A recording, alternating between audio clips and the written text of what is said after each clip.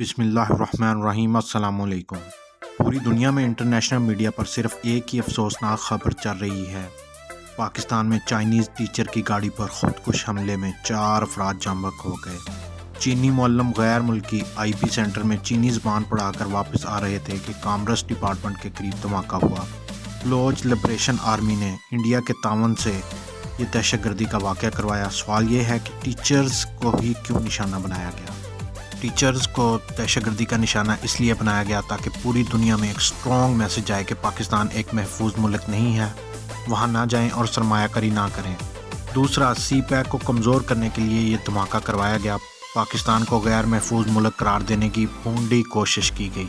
امریکہ چاہتا ہے کہ انڈیا کے ذریعے اس خطے میں دہشت گردی کروائے تاکہ چائنا مضبوط نہ ہو سکے، کیونکہ اگر چائنا مضبوط ہو جائے گا تو پھر مڈل ایسٹ میں، ایشیا میں امریکہ اپنے قدم نہیں جما سکے گا اور اس کی یہاں سے مکمل طور پر چھٹی ہو جائے گی۔ اور عمران خان کی حکومت میں ہم چائنا کی طرف چلے گئے تھے اور تقریباً امریکہ کو خیر بات کہہ دیا تھا، لیکن امریکہ نے پاکستانی سیاستدانوں کو ڈالروں کی مدد سے خرید کر اور پاکستان میں رجیم چینج کا آپریشن کروایا۔ خود دیکھ لیں، امریکہ کی لابی کی حکومت آتے ہی چائنا پر حملے شروع کر دیے ہیں۔ یہ حملہ پاکستان پر نہیں بلکہ چائنا پر ہوا ہے اور چائنا اب چین سے نہیں بیٹھے گا۔ وہ شاید بہت غصے میں ہوگا، جس کا اظہار وہ اگلے 24 یا 48 گھنٹے میں کرے گا۔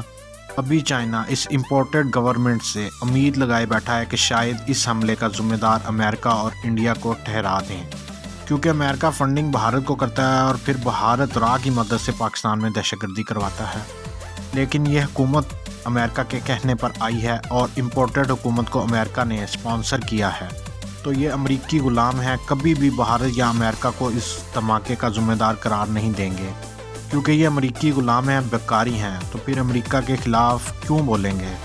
اب عمران خان تو ہے نہیں جو امریکہ کو منہ توڑ جواب دے، کیونکہ شہباز شریف تو امریکہ کی سپورٹ پر ہی آیا ہے اور یہ خود بھی نہیں چاہتے کہ سی پیک اور چائنی پروجیکٹس پر کام ہو، کیونکہ ان کے آقا کو یہ سب قبول نہیں۔ اب یہ دھماکہ کروانے کا صرف ایک ہی مقصد ہے کہ چائنا والے خود ہی انکار کر دیں کہ ہم پاکستان نہیں جائیں گے، کیونکہ یہ ایک انسیف ملک ہے۔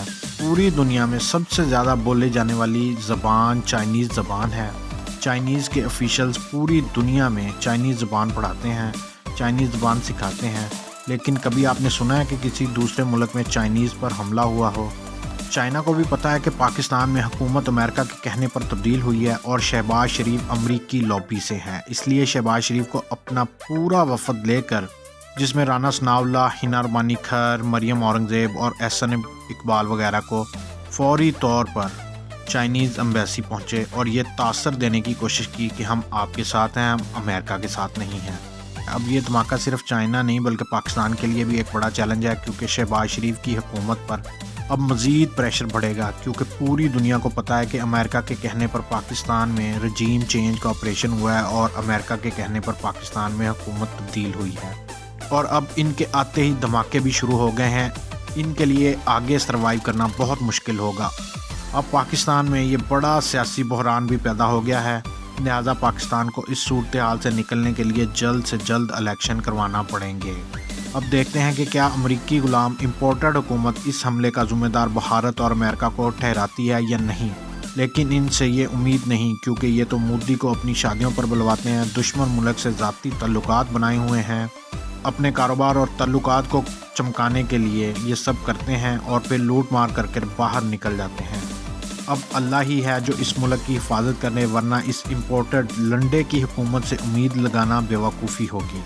دعا ہے اللہ پاک پاکستان کو ہمیشہ محفوظ رکھے، آمین۔ دوستو، اگر آپ کو ویڈیو اچھی لگے تو لائک کریں، دوستوں کے ساتھ شیئر کریں، چینل پر نئے ہیں تو اسے سبسکرائب کریں اور بیل آئیکن کا بٹن لازمی دبائیں تاکہ نئی آنے والی معلومات آپ تک فوری پہنچ سکیں۔